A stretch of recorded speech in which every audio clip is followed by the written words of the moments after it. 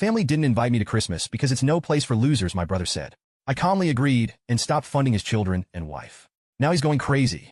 Hey Reddit, this happened on Christmas last year, and honestly not so long ago, this story had closure. I, 33M, had the whole thing planned out. Gifts wrapped, playlist ready, all that festive crap.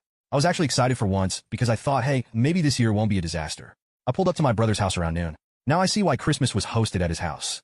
My car was packed with gifts I'd spent weeks picking out. I got stuff for Mom, Dad, Brad, my brother, his wife Emma, and their kids. I even went overboard with extra presents for the kids because, they're just kids. They shouldn't have to deal with adult drama. Turns out I wasted my time. I knocked on the door, juggling two big-ass gift bags, and waited. Emma opened it. But instead of the usual warm, hey, come in, she gave me this weird, uncomfortable look. Before I could even say Merry Christmas, Brad pushed past her, leaning on the door frame with a smug grin. You're not welcome here, Luke, he said. I blinked, thinking I misheard him. What? You heard me, he said, folding his arms. This isn't a place for selfish people who only think about themselves. You're such a loser. Now I'm standing there, freezing my ass off, with gift bags cutting into my hands, and this is what I get. I looked at my mom for backup, but she just avoided eye contact. Dad was in the background, pretending to mess with something on the kitchen counter like he didn't know what was going on. I should have seen that as a red flag, but I was too stunned. What the hell are you talking about? I finally asked. You're too busy with your new apartment and living your little life to care about the rest of us, Brad said. You're not pulling your weight anymore, and we're all sick of it. I was speechless. Not pulling my weight? Are you kidding me? I've been bailing Brad out of his messes for years. I paid for his rent when he almost got evicted. I covered his kids' school fees. Hell, I even helped with their damn car payments once. But now I'm selfish because I bought myself a place to live. Make it make sense. And the worst part? My parents just stood there. Mom looked like she wanted to say something, but didn't, and Dad wouldn't even look at me. Brad, meanwhile, was eating this up, standing there with that smug look like he was the king of the damn house. Something inside me snapped. I wasn't going to beg to be let into Brad's house. Screw that. I dropped the bags right there on the porch, looked Brad dead in the eye, and said, you know what? Fine. Enjoy your Christmas. Don't expect to hear from me again. Then I turned around, got in my car, and drove off. No yelling, no arguing, just done. But as I drove home, the anger started bubbling up, not just at Brad, he's always been an entitled jerk, but at my parents too. They stood there and let him treat me like garbage. They didn't defend me. Hell, they didn't even question him. It was like they'd already decided I was the bad guy. When I got home, I sat in the car for a while just staring at the dashboard. The bags of gifts were still in the back seat, and seeing them made me even angrier. I'd spent weeks picking out thoughtful, personal gifts for each of them. And for what? To be told I'm not welcome because I dared to prioritize myself for once? The more I thought about it, the more I realized this wasn't new. Brad had always been the golden boy. He could screw up, fail, or flat out mooch, and my parents would bend over backward to excuse him. Meanwhile, I was expected to be the responsible one, the successful one, and I didn't mind helping at first. I loved my nieces and nephews and wanted to make sure they had what they needed. But somewhere along the way, it stopped being about helping and started being about expectations. Like because I helped once, I was now obligated to do it forever. And buying an apartment? Apparently, that was my crime.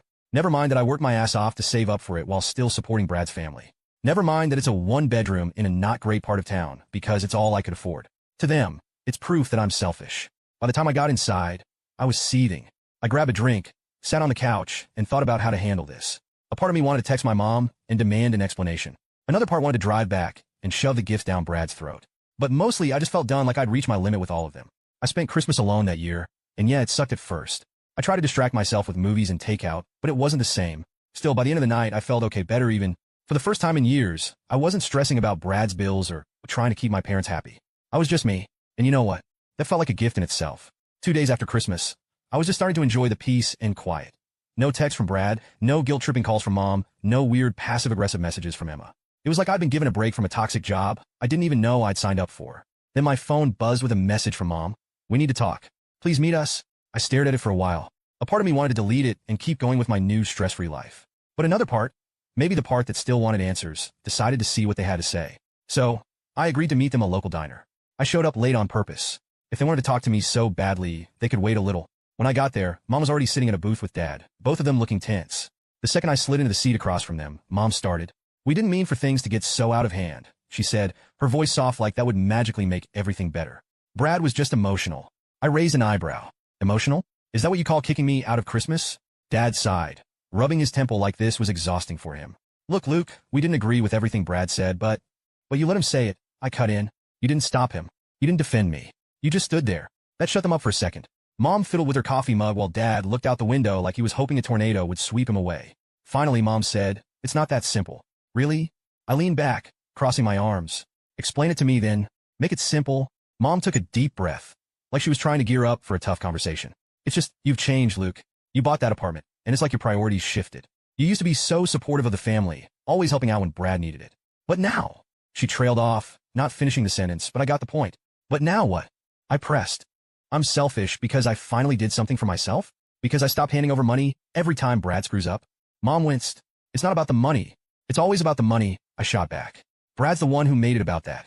I've been helping him for years, and suddenly I'm the bad guy because I decided to keep some of my paycheck? Give me a break. Dad finally spoke up, his tone annoyingly calm, like he was trying to mediate. We're not saying you're a bad guy, Luke, but Brad's had a rough couple of years. You know how hard it's been for him to keep a job. Yeah, because he doesn't try to keep one, I snapped. He hops from gig to gig, blows through whatever money he makes, and then comes crying to me. And you guys just let it happen? That's not fair, Mom said, defensive now. He's doing his best. He's got a family to take care of. And whose fault is that? I countered. Not mine. He chose to have kids. He chose to get married. But somehow I'm the one paying for it. Mom's face flushed, and I could tell she was getting upset. Families help each other, Luke. That's what we do. No, that's what I do. I corrected her. All I've ever done is help. I've bailed him out of more problems than I can count. And you stood by and let him use me. Now you're mad because I finally said no. We're not mad, Dad said, but I could hear the edge in his voice. We're disappointed. You've always been the responsible one, Luke.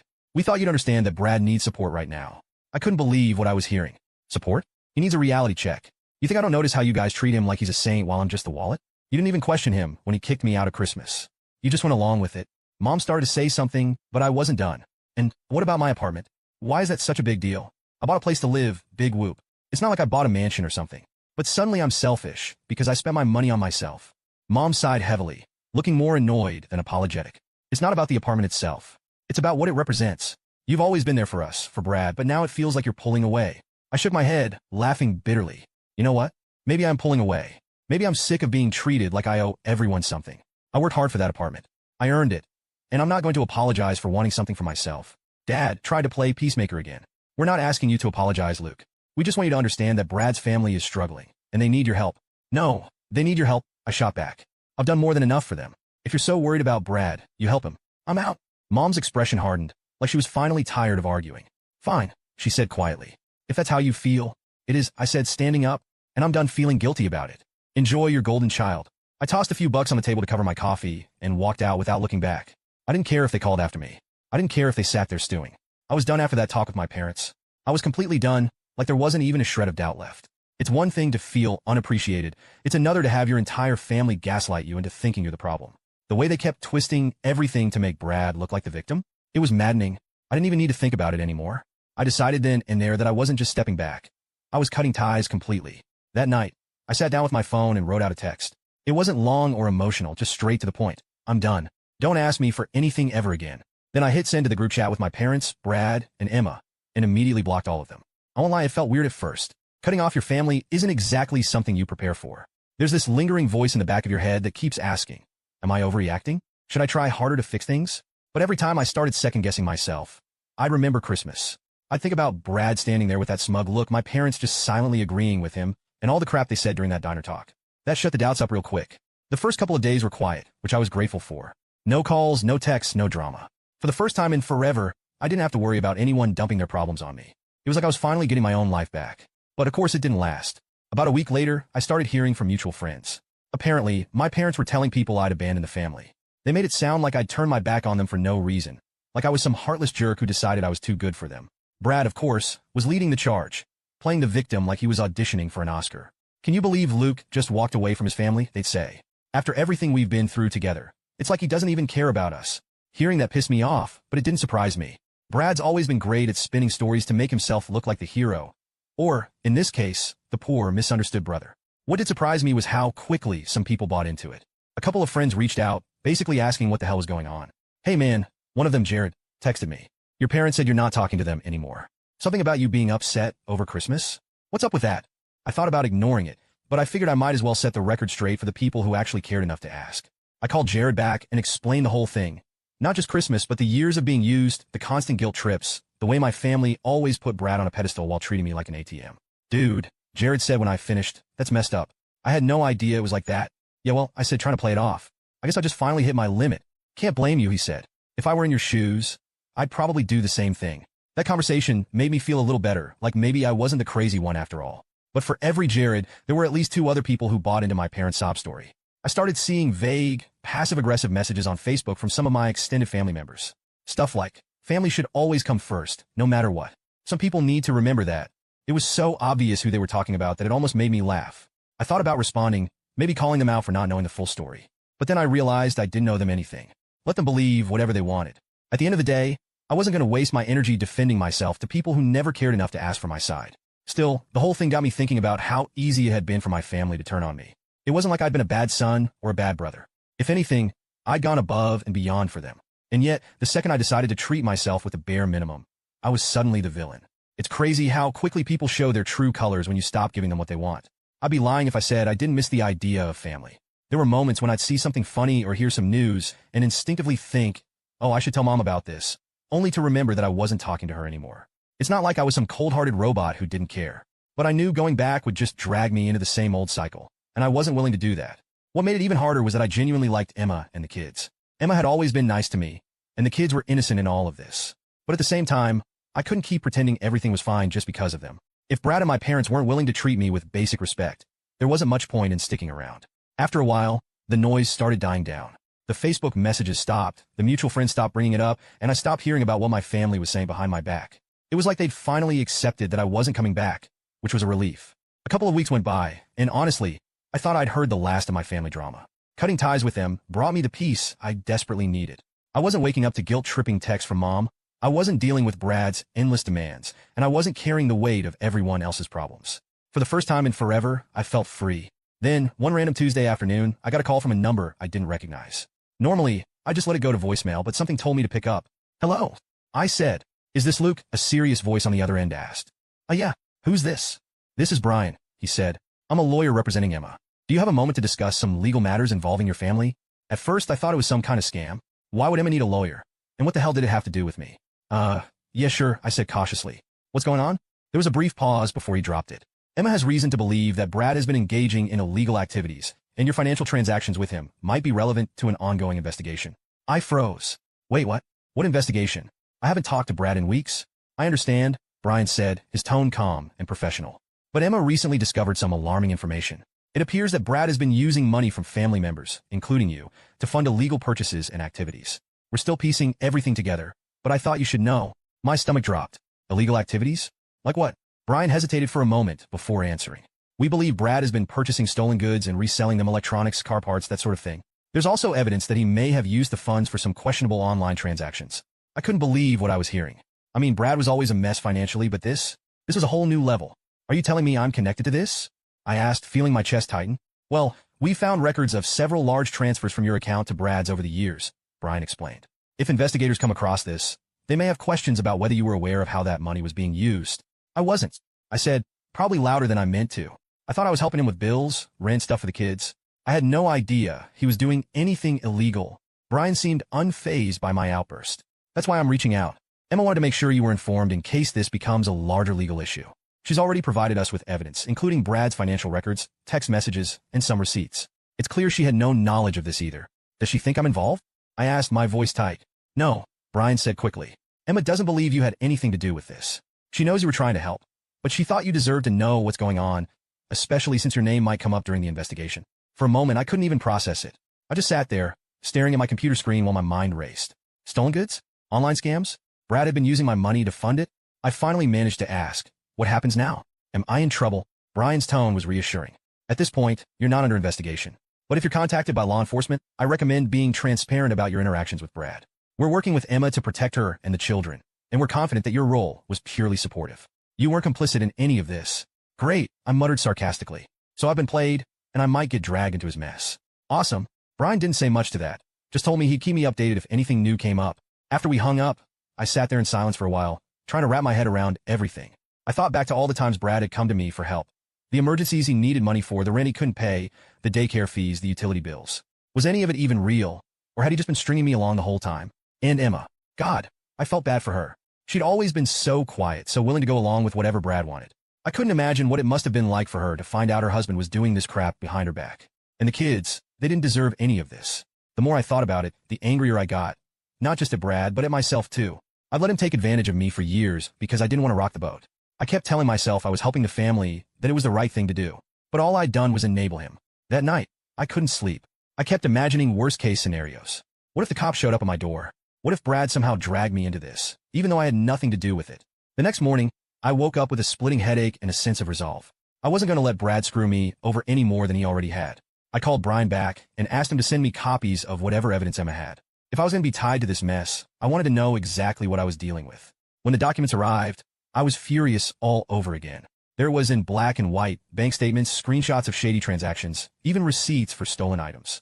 And then there were my transfers, right there alongside them, making it look like I'd been funding his little side hustle. I called Brian again. I want to make this clear, I said, trying to keep my voice steady. I had no idea he was doing this. I thought I was helping him with bills and groceries. If anyone comes asking, that's the truth. Brian assured me he understood, but it didn't do much to calm my nerves. I spent the rest of the day pacing around my apartment, alternating between anger and panic. I couldn't believe it had come to this. Brad had always been a screw-up, but this was next level. And the worst part? He probably didn't even feel bad about it. I decided right then that if anyone came knocking, I wouldn't protect him. Not anymore. He made his bed, and now he could lie in it. It didn't take long for Brad to make his next move because, of course, he couldn't just let things go. One morning, a few days after I'd spoken to Emma's lawyer, I was in the middle of my work-from-home routine when someone started banging on my front door. Not knocking, banging. I already had a pretty good guess who it was. Sure enough, when I opened the door, there was Brad, looking like absolute hell. He pushed past me into the apartment before I could even say anything. Brad, what the hell are you doing? I asked, slamming the door shut behind him.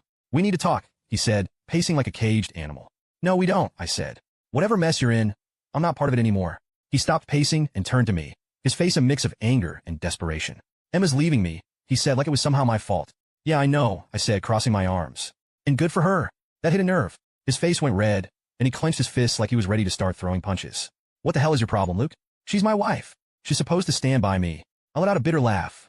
Stand by you? While you're buying stolen crap and dragging her and the kids into your mess. You know, I think she's making the right call. Brad's jaw tightened. She's been talking to you, hasn't she? Filling your head with lies. I roll my eyes. Brad, she didn't have to tell me anything. Your own actions are screwing you over. You can't blame me or Emma for that. He started pacing again, running his hands through his hair. You don't get it, man. She's talking about lawyers and custody and all this legal crap. And now I've got cops sniffing around because of some stupid mix-up with a few transactions. Mix-up? I interrupted. You mean the illegal crap you've been doing for who knows how long? That's not a mix-up, Brad. That's you being a selfish idiot. Now it's clear who the loser is. He glared at me, but I could see the fear behind his anger. You don't know what it's like, Luke, trying to keep a family together, trying to make ends meet. Don't even start. I cut him off. I've been helping you make ends meet for years. I've done everything I could to make sure your family was taken care of, and this is what you did with it. So don't stand there and act like I'm the one who doesn't get it. For a moment, Brad looked like he was going to argue, but then he slumped into one of my kitchen chairs, his head in his hands. I didn't mean for it to get this bad, he muttered. I thought I could fix everything. Fix everything? I said, incredulous. You've made it worse for everyone. Emma's leaving, the cops are involved, and you've probably burned every bridge you had. And for what? A quick buck. He didn't answer. He just sat there, staring at the table like it held the answers to all his problems. Finally, he said, You're my brother, Luke. Can't you help me one last time? I laughed, and not in a nice way. One last time? You've been saying that for years, Brad. Every time you screw up, it's just one last time. Well, guess what? This time, I'm done. You're on your own? He looked up at me, his eyes wide with disbelief. You don't mean that? Oh, I do, I said firmly. I meant it when I told you and everyone else I was done. I've spent years cleaning up your messes, and all it's gotten me is a front row seat to this train wreck. So no, I'm not helping you. Not with this. Not ever again. Brad jumped to his feet, his chair scraping loudly against the floor. Fine, he snapped. If you want to abandon your own family, go ahead. But don't come crying to me when you need something. I raised an eyebrow. When have I ever needed anything from you? Seriously, name one time? He opened his mouth like he had a response ready, but nothing came out. After a few seconds, he just stormed past me to the door. Screw you, Luke, he said over his shoulder before slamming the door behind him. I stood there for a moment, letting the silence settle. My heart was racing, and my hands were shaking a little, but I didn't feel bad. If anything, I felt relieved. Brad could try to guilt-trip me all he wanted, but I wasn't falling for it anymore. That evening, I sat down and thought about everything he'd said. The whole "you're my brother" argument kept replaying in my head, but it didn't hit the way it used to. I used to feel obligated to help him because he was family. I'd tell myself it was my duty, that I couldn't just let him fail. But now I realized that being family didn't mean letting someone walk all over you. Brad had made his choices. He chose to lie, to get involved in illegal crap, and now he was dealing with the consequences. It wasn't my job to fix his life. It never was. The next day, I got a text from Emma. Did Brad come by? He's been acting erratic, and I'm worried about what he might do. I told her about the visit, sparing her the more colorful details, and reassured her that I wasn't letting him drag me back into his mess. She thanked me and said she was taking steps to protect herself and the kids. Hearing that made me feel better. At least someone was making smart decisions in all of this. Brad, on the other hand, was spiraling, and there wasn't much anyone could do about it. Least of all me. When I got a text from Emma a couple of weeks later, I wasn't totally shocked. It was a simple message. Hey, can we talk? I need your help. At first, I wasn't sure if I wanted to get involved. I mean, I'd finally managed to cut Brad off, and even though Emma and I had always gotten along, she was still part of that mess. But something about her tone, or maybe just the fact that I still felt bad for her and the kids, made me agree to meet her.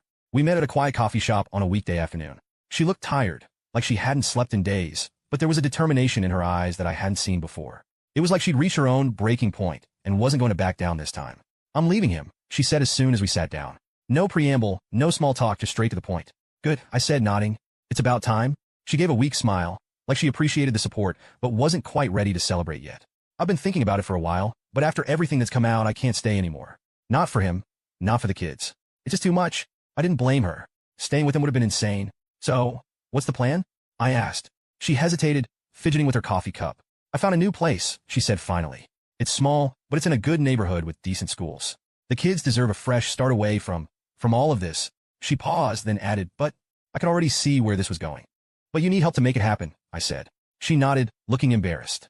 I hate to ask, Luke, especially after everything you've been through, but I'm stretched so thin right now. Between lawyers, moving expenses, and making sure the kids are okay, I don't have a lot of options. I leaned back in my chair, letting out a long breath. Part of me wanted to say no. I mean, wasn't this exactly what I'd been trying to avoid, being dragged back into their drama? But then I thought about her kids. They didn't ask for any of this. They didn't deserve to grow up in a household where their dad was constantly screwing up and their mom was stuck cleaning up the mess. All right, I said finally. I'll help, but just this once and only for you and the kids. Brad's on his own. Emma's eyes filled with tears, and she reached across the table to squeeze my hand. Thank you, Luke. You don't know what this means to me. We spent the next hour going over the details. She needed money for a deposit on the new place and some basic necessities to get started. I transferred her the money that night, and for the first time in a long time, it didn't feel like I was being used. This wasn't Brad guilting me into fixing his problems or my parents trying to make me feel like I owed them something. This was about helping someone who genuinely needed it and was doing the right thing for her kids. A few days later, Emma sent me a text. We're leaving today. Thank you for everything. We talked for a little while, mostly about her plans and how the kids were adjusting. She mentioned that she was looking for a better job and was working with her lawyer to finalize the separation. It sounded like she had a long road ahead, but at least she was on the right track. I still felt a little weird about helping her after cutting off the rest of the family, but I didn't regret it. Emma wasn't the problem, and neither were the kids.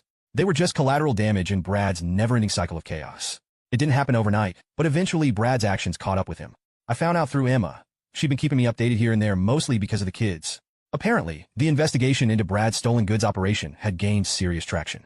By the time the police had everything pieced together, they were charging him with multiple counts of possession and distribution of stolen property. Honestly, I wasn't surprised. Brad had been pushing his luck for years, and it was only a matter of time before the house of cards came tumbling down. What did surprise me, though, was the fact that my name came up during the investigation. Not because I was involved, but because of all the money I'd given him over the years. I got a call from a detective one afternoon asking if I'd be willing to come down to the station for a statement. Even though I knew I'd done nothing wrong, my stomach was in knots. I couldn't shake the fear that somehow Brad's mess would drag me down with him. When I got to the station, I sat across from the detective in a tiny bare office. He asked me about the money I'd sent Brad, why I'd sent it, what it was for, if I'd known anything about what he was doing. I laid it all out for him. I thought I was helping him pay bills, take care of his kids, keep his family afloat. I had no idea he was using that money for illegal crap. If I'd known, I would have cut him off years ago. The detective nodded, taking notes. He didn't seem skeptical, which was a relief. Then he slid a stack of papers across the table, bank statements, transfers, receipts, all the evidence they gathered.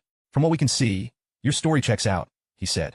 The funds you sent match the timeline of when Brad was claiming financial hardship.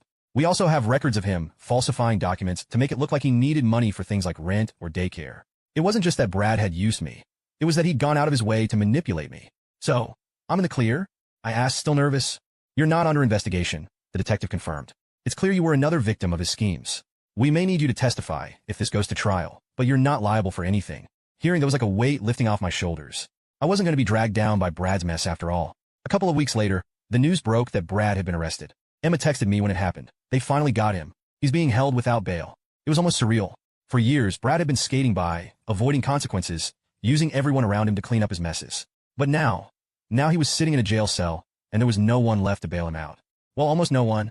About a week after Brad's arrest, I got a call from an unfamiliar number. I didn't answer, but they left a voicemail. It was my mom. Luke, she said, her voice shaky. Please call us back. It's about Brad. He's in serious trouble, and we need your help. I rolled my eyes and deleted the voicemail. I should have known they'd come crawling back the moment things got tough. The next day, there was another voicemail, this time from my dad.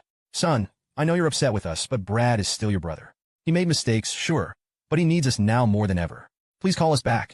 I ignored that one too. Then came the texts. Mom was practically begging me to step in, saying things like, you know Brad's not a bad person at heart. He just got mixed up with the wrong people.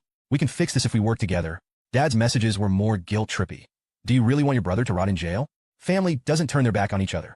At first, I was furious. How could they still defend him after everything he'd done? After he'd lied, stolen, and dragged my name through the mud? But the more I thought about it, the more I realized it was just who they were.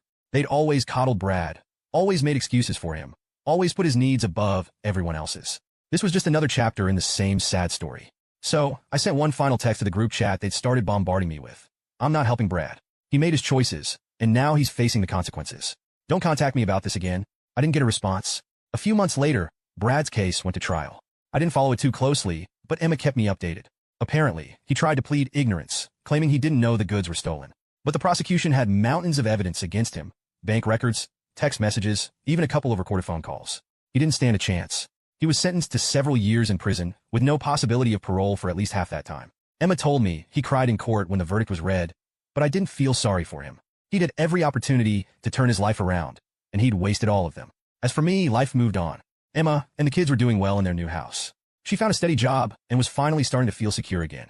Every now and then, she'd send me a text or a picture of the kids, just to let me know they were okay. My parents tried reaching out a few more times, but I ignored them. I'd made my decision, and I wasn't going to let them guilt me into reopening that door.